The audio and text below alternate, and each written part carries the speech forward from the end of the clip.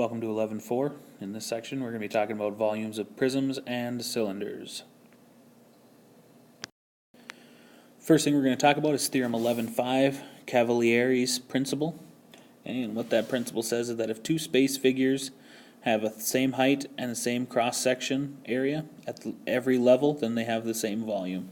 So basically what that means is if your base is the same area, which it is in all three of these, then and your height is the same in all three, then the area of all three shapes is the same. So if the area of the base is the same, height is the same, the volume is going to be the same.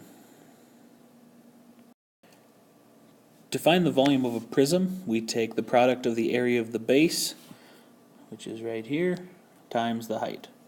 Okay, so area of a base, we label that as a capital B, and then h is going to be our height. So for our first example here, we've got the volume of this prism. Now, here's our base down here, which is a 12 by 5 rectangle. Well, 12 times 5 gives me the area of that base. It's going to give me 60. Okay, so the area of my base is 60.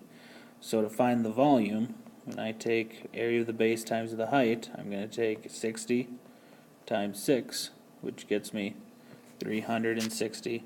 My label is millimeters. Now when we do volume, volume is always cubed because we're using 3 different dimensions. So 3 dimensions, 3 is our exponent. So our volume is going to be 360 cubic millimeters. For a triangular prism, okay, triangular prism means the triangle is the base, even if it's on the side like this. So we're going to use our base there to find the area of a triangle. 1/2 times my base times my height. So 1/2 times 15 times 8 should get me 60 for a base. So now the volume, I take area of the base times the height. Area of my base is 60. Height is 22. And if I multiply those together, I should get a volume of 1,320 cubic inches.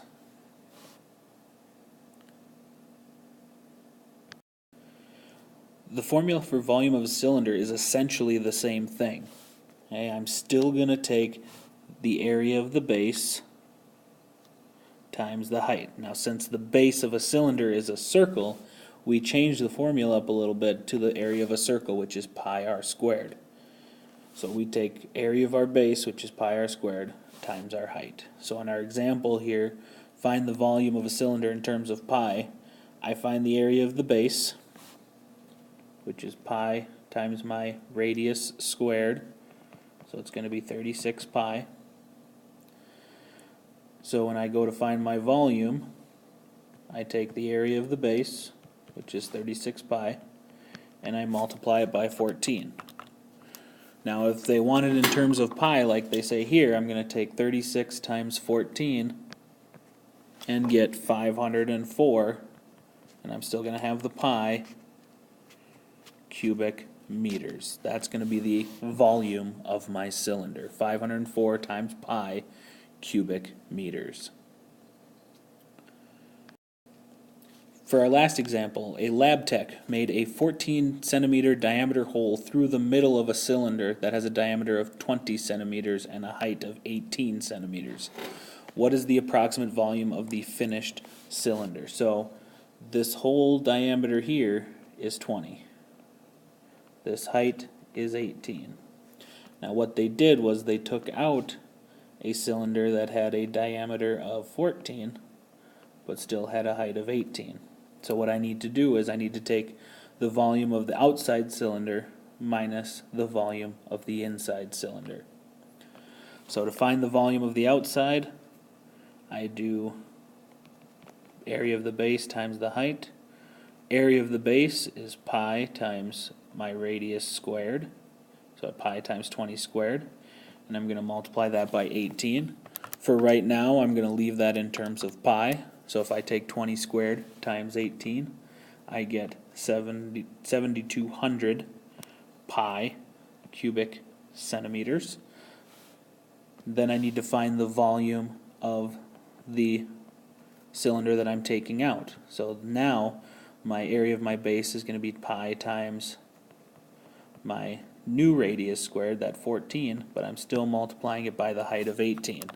So again, if I leave it in terms of pi, 14 squared times 18 gives me 3528 pi cubic centimeters.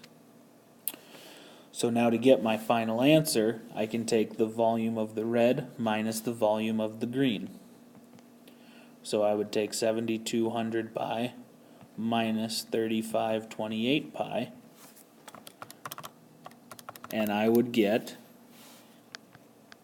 3672 pi cubic centimeters, which, if I wanted to estimate it, I could also say it's about 11,535.9 cubic centimeters. So either one of these would have been acceptable.